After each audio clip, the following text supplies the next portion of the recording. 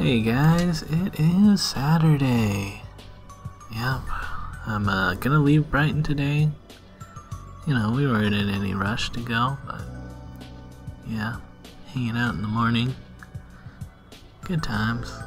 Getting another fire going. It's actually really warm yesterday, we didn't even have it on. Yeah, Dad's gonna give me a ride to the GO station. Picked me up around 10. And yeah, we're hitting the road. It's pretty foggy out here today. And I was kind of nervous. Like, you know, what if there's a giant crash up ahead of us and we don't see it coming? But everything was good. We made it to Oshawa fine. Just, you know, rainy. And yeah, the Oshawa GO station. We got here right as one of the trains was leaving, so that's a bit of a bummer, but yeah, whatever. Tapping on. Looks like you can pay with credit cards now, so that's kind of interesting. And yeah, once the next train arrived, it hangs out there for like 15 minutes, so took our time getting on. Gave my dad a hug goodbye. And yeah, went to the front of the train. Looks like somebody left a cookie and a bag of McDonald's food on. Interesting. I went up to the top and sat where there was no divider like digging into my shoulder. Pretty quiet. I was the only one here for now. And yeah, I ripped my bag. I guess I overloaded it. Too bad I didn't bring a sewing kit. But anyways, train ride is pretty nice. You know, riding the train back into Toronto should take about an hour. Passing by Rouge Park. This might be fun to skate on, if you're allowed to skate on it. You know, given we get cold enough weather, that it would be safe to do that. Who knows? It's ultra foggy out here.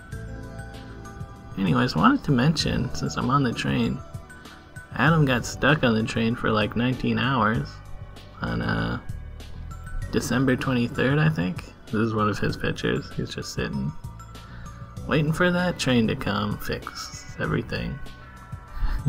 It's just a random cargo train passing by.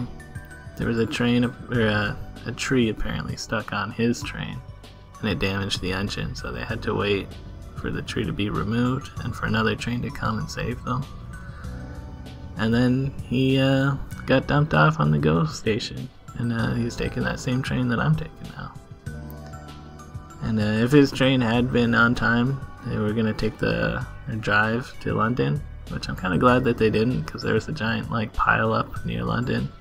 So who knows what would have happened if they had made the train on time or whatever. It's just like, yeah. Sure, he was stuck on that train, but at least he didn't get hurt, you know. But anyways, back on the GO train, heading back to Toronto. We're passing by a bunch of the parts that they've been clearing out to make line, or room for line 4 or whatever. Another track. There's that ravine that we visited a while ago. And they clear cut a bunch of trees along here. That was kind of a bummer. But yeah, you want that train every 15 minutes? Well, they're gonna have to expand the network, I guess. Normally you'd see the CN Tower here, but too foggy for that. Yeah. There's a giant pit where the GO train, or the GO bus used to be. GO bus station. But yeah, I don't know what they're gonna put there anymore. You know, all this time I haven't checked out the new GO bus station yet.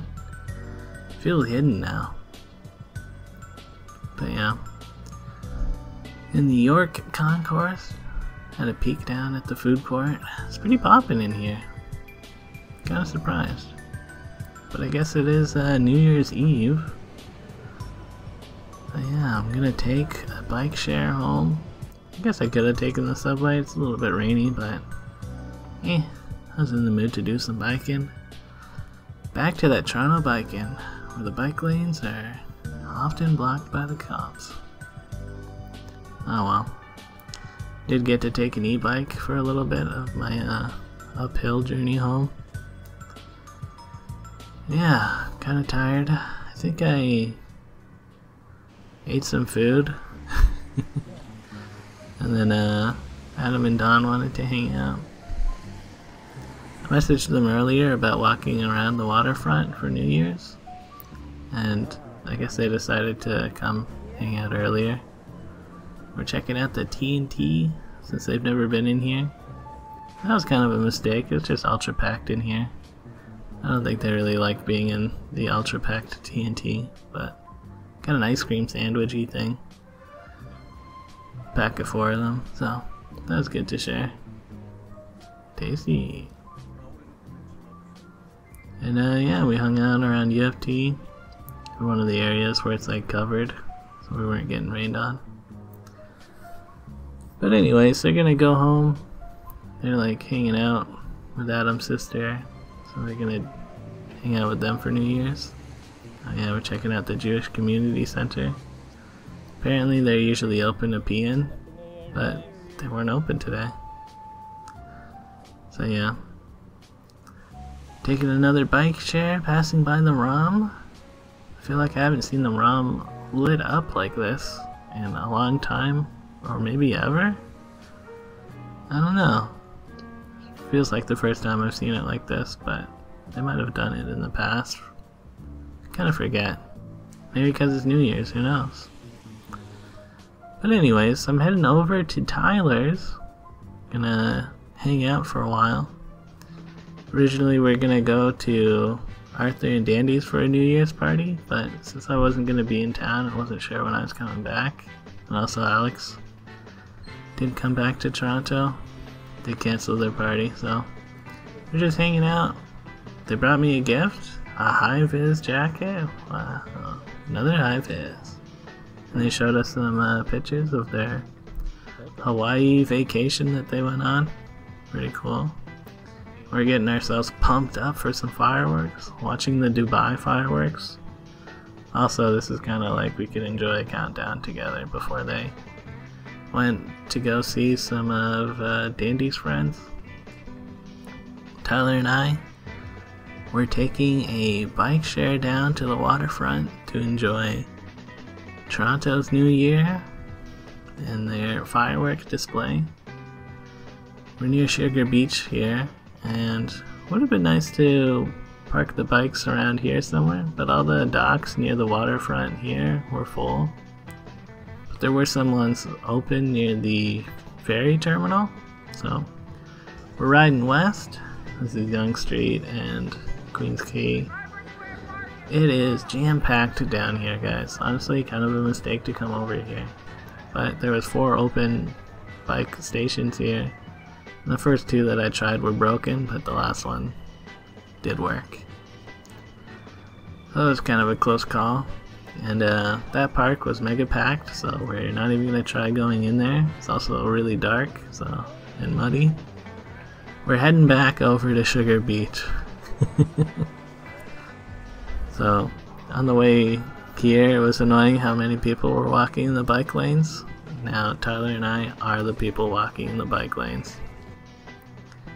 And we didn't make it all the way back to Sugar Beach, but we went through this, like, one of the condos that I deliver to a lot. It's kind of nice because it seems sort of like a private area, but it's open to the public. We're looking out at the water, trying to figure out which boat they're gonna launch the fireworks from, or what's going on. We had to wait about, I don't know, 15 minutes. It was kind of funny. We used Tyler's clock app as the second counter for our countdown. Yeah.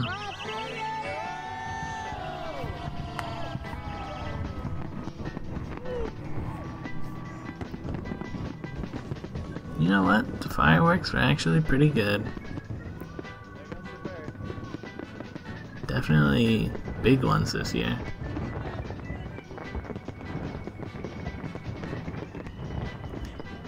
Yeah, Dandy gave us some sparklers to light off, and that was pretty fun. Thanks, Dandy.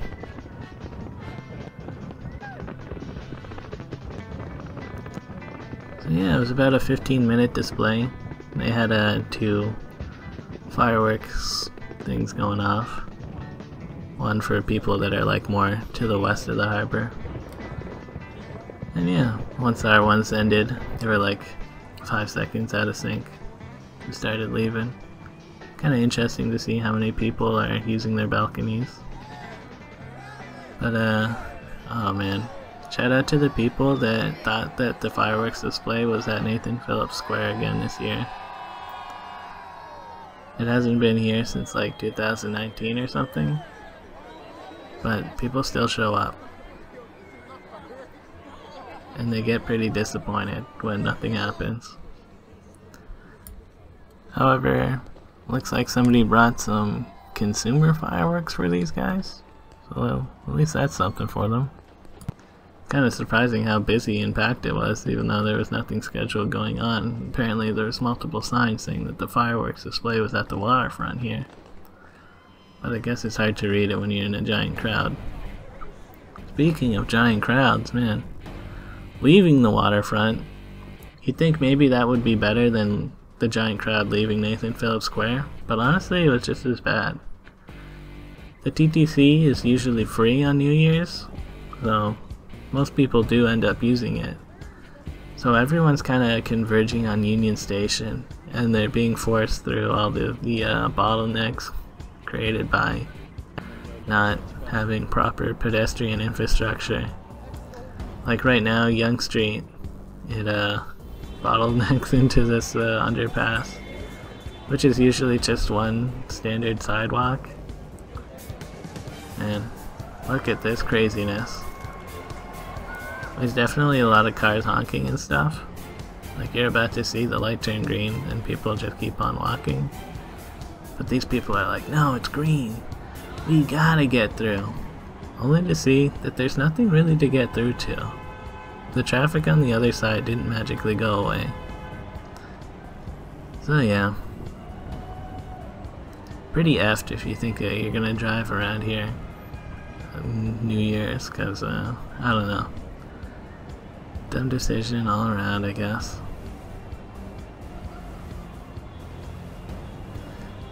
Man. Anyways, going through this underpass. It was ultra loud. There's construction going on the west side of the thing, so everybody's funneled in here. And there's cars trying to get through. It's yeah, a little bit of a shit show. Kind of funny, but yeah. Reminds me of that story in Hong Kong or whatever, where like over 100 people died in a stampede because people were like setting off fireworks and stuff. Here's a picture of people trying to cram into Union Station. Yeah, craziness in there.